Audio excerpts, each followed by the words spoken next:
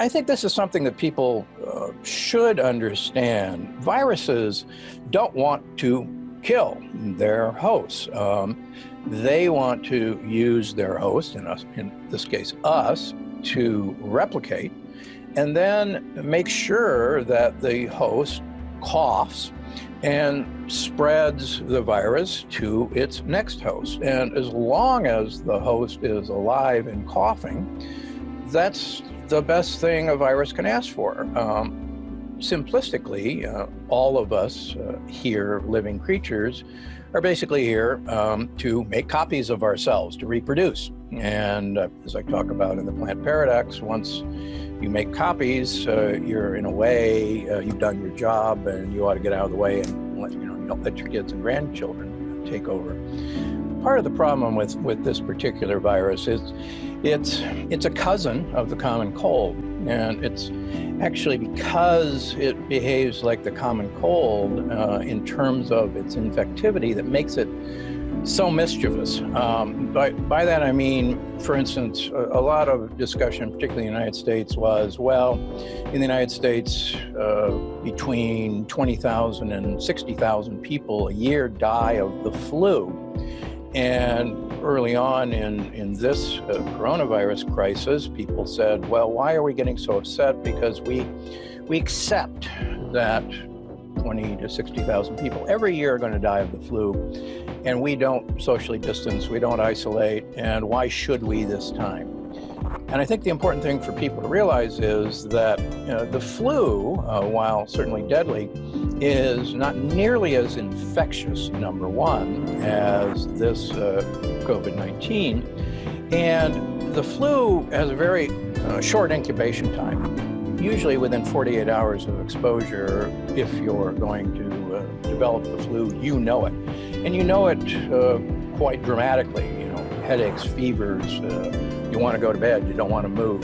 And so you know when you have the flu, and quite frankly, most people, when they have the flu, aren't out and about spreading it. I've been an intensivist for over 40 years, and we, in 40 years in the United States, with major flus, the H1N1, other major flus, never overwhelmed our ability to ventilate patients. We never overwhelmed our ICUs.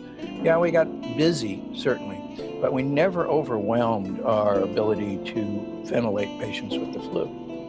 With the coronavirus, the problem is we're beginning to realize that many people have been infected with this, and they have a mild illness or don't even have any symptoms.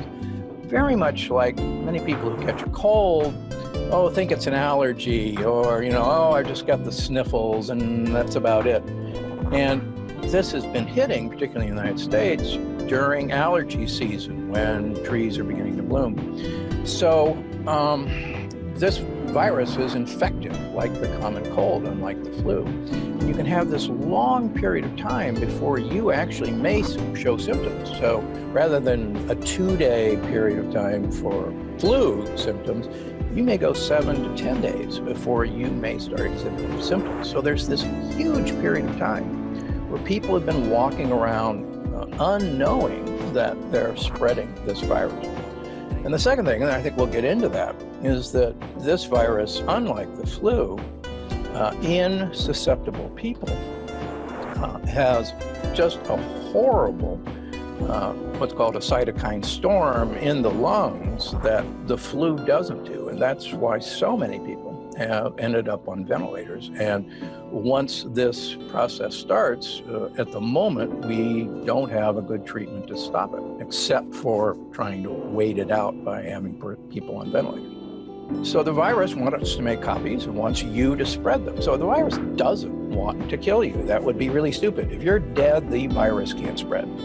So the cytokine storm, as we see it right now, is your immune system overreacting to this viral infection in actually the lower parts of the lungs. And this has a very typical appearance on X-ray. It's not like bacterial pneumonias that we're used to dealing with. And it's this intense inflammatory reaction against the virus. And the whole idea of, clamping down on civil liberties goes actually against human nature. But one of the things that particularly the Brits know how to do from the World War II experience is, in fact, follow rules that are draconian to save your lives, and America to a lesser extent. But I think because of the Greatest Generation, we do have a shared experience where if you're asked to follow the rules, we're pretty doggone good at following rules. Okay, let's suppose we hit a peak and we start going down, and we do allow people to mingle. There is some suggestion, particularly out of Singapore, that we will see a new peak as people who were assumed to be uninfected anymore are still infected.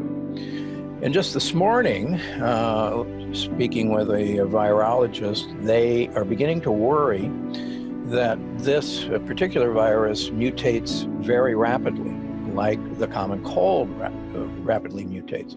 Here's the deal. Obviously everybody wants a vaccine, and that'd be a wonderful thing, but you have to step back for a second and realize there is no vaccine to the common cold. And we could build a vaccine to the common cold, but in 2 months that virus would mutate and we'd be at it again. We can build a vaccine to influenza, flu, but as all of us know, that virus mutates about once a year. And so we're almost always a year behind with the current flu virus. So imagine, and I'm not saying it's going to, but imagine if this virus, which is a cousin of the common cold, mutates like the common cold. And then all these projections are sadly much lower than what may happen. So there's two things that can happen. If it's a seasonal virus, we're going to get a break, but that means it's probably going to be back next fall and winter, hopefully in its same form. If we don't get a break, then this virus is going to mutate like the common cold, and we'll see. We are social creatures. My major, my area of study as an undergraduate at Yale University was in human biologic and social evolution, how we evolve socially. And we are, like all other great apes, incredibly social beings, and incredibly important to have individual contact. Now, we don't pick fleas off of each other much anymore, but the entire social grooming, the entire social networking is very, part of our biologic makeup. And there was no question in my studying of social grouping as we evolved that this was a incredible driving force of what actually made humans rather than just great apes. Actually, the whole idea of face interaction, of looking at expressions, of watching eyebrows move up and down. One of the arguments against social media in general, or text messaging or Twitter, is you don't actually see facial expressions as someone is either praising you or cutting you to ribbons on social media. And it's that person-to-person interaction that we as a species thrive on and need. And I think that's why you see this uptick in depression, in suicides, in alcohol consumption. When you got nothing better to do, that's one of the things we treat ourselves with. And I think not only is this social distancing, there's probably a breaking point where society, the economies will collapse unless we go back to work, or simultaneously our entire psyche may collapse unless we have a way to interact.